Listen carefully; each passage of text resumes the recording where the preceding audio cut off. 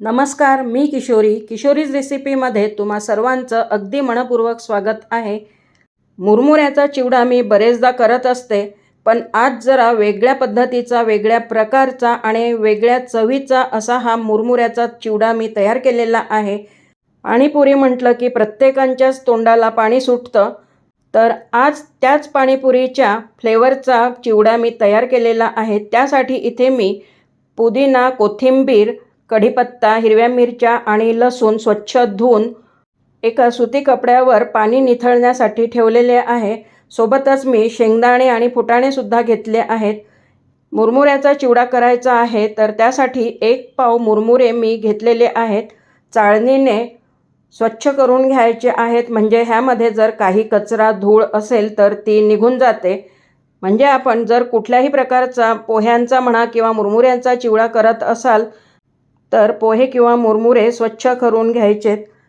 मुरमुरे चाळून घेतल्यानंतर आता भाजून घेत आहे, तर अगदी मंद आचेवर हे मुरमुरे मी अगदी कुरकुरीत होईपर्यंत भाजून घेत आहे, म्हणजे ह्यामध्ये ओलावा वगैरे राहणार नाही आणि चिवडा बरेच दिवस टिकेल।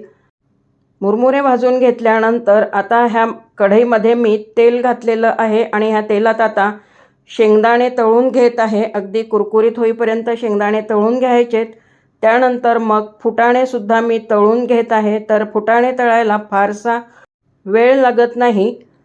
जर तुम्हाला फुटाणे वापरायचे नसतील तर त्याऐवजी तुम्ही दालिया किंवा डाळवंसुद्धा वापरू शकता, पण दालियापेक्षा फुटाण्याची चव जास्त चांगली वाटते, त्यामुळे मी फुटाणेच वापरत असते। तेलात आता व्हिडिओमध्ये दाखविल्याप्रमाणे पुदिना, कढीपत्ता, कोथिंबीर आणि लसूण मिरच्यासुद्धा तळून काढायच्या आहेत। सर्व साहित्य जे आहे ते अगदी कुरकुरीत होईपर्यंत तळायचं आहे, म्हणजे अजिबात ओलावा राहिला नाही पाहिजे। म्हणजे जर ओलसर असलं किंवा नरम असले तर चिवडासुद्धा लवकर खराब होऊ शकतो, त्यामुळे अगदी कुरकुरीत होईपर्यंत हे सर्व साहित्य मी तळून घेत आहे।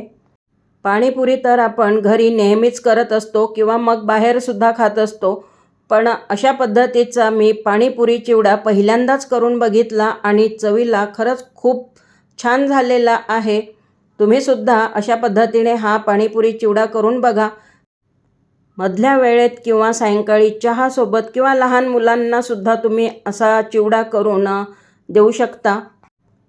चिवड्यामध्ये घालण्यासाठी एक मसाला मी तयार करून घेत आहे। त्यामध्ये साधं मीठ, काळं मीठ, जिरे पावडर, मिरे पावडर, सायट्रिक ॲसिड म्हणजेच लिंबू पावडर आणि पिठी साखर घातली आणि सर्व मिक्स करून घेतलं आहे।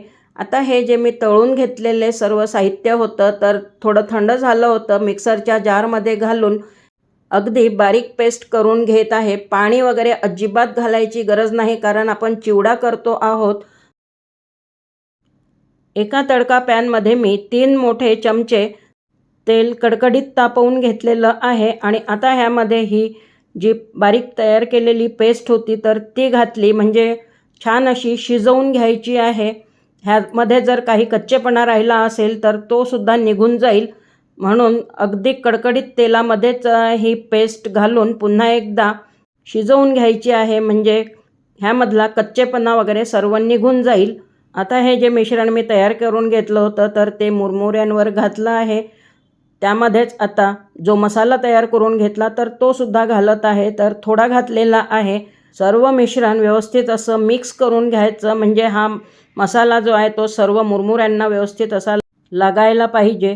टेस्ट करून बघितल्यानंतर मला मसाला थोडा कमी वाटला होता, म्हणून मग पूर्ण मसाला मी ह्यामध्ये घातला आणि हाताने चोळून व्यवस्थित असा हा मसाला लावून घेत आहे। खूप छान असा हा पाणीपुरी फ्लेवरचा चिवडा तयार झालेला आहे।